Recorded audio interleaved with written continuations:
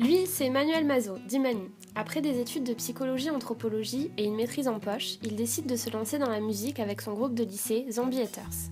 5 potes, 3 albums, plusieurs tournées européennes, un zénith de Paris en première partie de Motörhead et d'Anthrax, on peut dire que sa jeunesse, il en a profité. Il l'a vécu pleinement, de l'Allemagne à l'Italie en passant par l'Espagne, le tout sur fond de métal. C'était désormais un or où la musique passait avant tout le reste. Mais la vie fait que l'on vieillit, que l'on n'aspire plus aux mêmes choses. On veut se poser, construire une famille et avoir un boulot plus stable. Alors le groupe s'est arrêté. Et Manu a galéré. Il a bossé en usine, malgré son bac plus 4. Il parle plus difficilement de cette période qui n'a pas été simple, entre la fin d'une histoire, celle de Zombie Haters, et les galères liées à un travail pas vraiment excitant, mais où il faut assurer pour survivre. Et puis Manu trouve un boulot de nuit à l'hôpital. Et c'est là que l'autre histoire commence, celle qui désormais rythme son quotidien.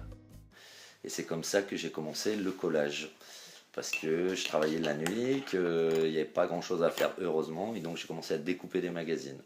Et ces magazines, tous ces bouts de papier, j'ai commencé à les coller, et petit à petit à faire des commandes, et jusqu'à créer, à devenir auto-entrepreneur, et faire ça maintenant, on va dire, à mi-temps, quoi. Et du coup Manu, peux-tu nous expliquer un peu tout ton travail de conception ? Alors la conception de l'œuvre, donc je prends des magazines, où j'arrache des pages dedans, en fonction du thème que je veux. Une fois que j'ai mon tas de pages prêt, là je le découpe. Donc je fais ça au boulot, au SAMU, pendant que les temps morts, quand il n'y a pas d'appel. Donc j'essaye de gagner du temps en évitant de le perdre en fait. Et puis une fois que mes dossiers sont prêts, là maintenant je les étale par terre et je les trie. Où d'un côté je vais mettre les gros, les moyens, les petits. Qu'est-ce que je vais mettre en dernier devant. Et une fois que mon dossier est prêt, j'attaque le tableau. Le déclencheur de sa carrière artistique fut l'exposition Coparade de Bordeaux en 2010, où il présenta sa vache customisée dans le centre commercial de Saint-Christoly. Puis il y a eu le Surf Art Festival de Biarritz, les Bordelaises XXL, où sa bouteille fut exposée au jardin public. Une présence sur 3 événements culturels majeurs, une œuvre vendue à plus de 5 000 € aux enchères, Manu s'est fait un nom dans le milieu artistique bordelais. Mais malgré cette renommée grandissante, il ne vit pas encore de ses œuvres. Il lui faudrait pour cela être certain de gagner au moins autant que ce qu'il touche avec son salaire du SAMU. Et dans ce milieu de l'art, où tout est incertain, il ne peut pas se permettre de faire vivre un quotidien instable à sa famille. Papa de 2 petits-enfants, il aspire pour eux à une éducation correcte et à un bon train de vie. Voilà, après, gagner beaucoup d'argent et être crève la dalle l'année d'après, moi quelque part c'est un truc qui aujourd'hui m'intéresse plus, quoi, parce que je l'ai déjà fait. Je préfère être par rapport à mes enfants, tu vois, je peux pas les emmener là-dedans.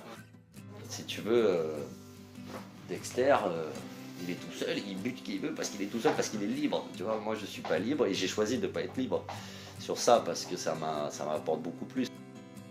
Le fait de travailler lui permet aussi de garder un pied dans la réalité, car se lancer dans une vie d'artiste l'obligerait à se soumettre aux critiques liées à ce métier.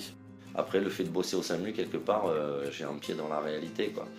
Et réel, quoi. Et j'ai une certaine sécurité, mais au moins je m'éparpille pas, quoi. Après, c'est toujours un peu pareil, c'est est-ce que tu es professionnel ou est-ce que tu l'es pas, est-ce que tu arrives à en vivre ou pas. Il y a un truc qui est marrant avec les artistes. Tu vois quelqu'un dans la rue, tu lui dis qu'est-ce que tu fais dans la vie, il te dit je suis électricien. Ok, quoi. Qu'est-ce que tu fais dans la vie? Je suis artiste. Ah bon? Mais t'arrives à en vivre? Il y a une espèce de stigmatisation de l'artiste qui est un peu crève la dalle, tu vois, un peu comme ça. Moi, ça c'est un truc aussi quelque part, maintenant j'ai l'expérience de l'avoir déjà fait en étant musicien et que je fais plus aujourd'hui, quoi. C'est-à-dire que malgré tout j'assure les arrières, quoi. Qui fait que je me mets pas la pression comme ça. Parce que des artistes pros, j'en connais, des mecs qui galèrent un peu, j'en connais, et c'est tout à leur honneur, quoi, tu vois. Mais c'est des choix de vie en fait qui sont personnels, hein. Alors Manu continue de créer pour lui, mais aussi pour les autres, car beaucoup de commandes lui sont faites. Il considère que le collage est un langage plastique novateur, une façon de faire de l'art sans savoir dessiner. Ouais, parce que de son propre aveu, Manu et les coups de crayon, ça fait 3. Pour lui, le collage est une suite logique dans sa vie, c'est un chemin qui continue après celui de la scène. D'ailleurs, il y a toujours un côté très rock dans tout son univers. Il a l'impression d'avoir trouvé un équilibre, et le plus important reste la liberté de faire ce dont il a envie. Pour beaucoup de gens, l'art est un échappatoire, à la pression, aux problèmes du quotidien. Pour Manu aussi, c'est un exutoire, un besoin et une passion. Et ton futur artistique, Manu, tu l'imagines comment ? Donc la prochaine étape, l'année prochaine, c'est de produire. Produire. Et plus tard, essayer d'aller décrocher une galerie sur Paris.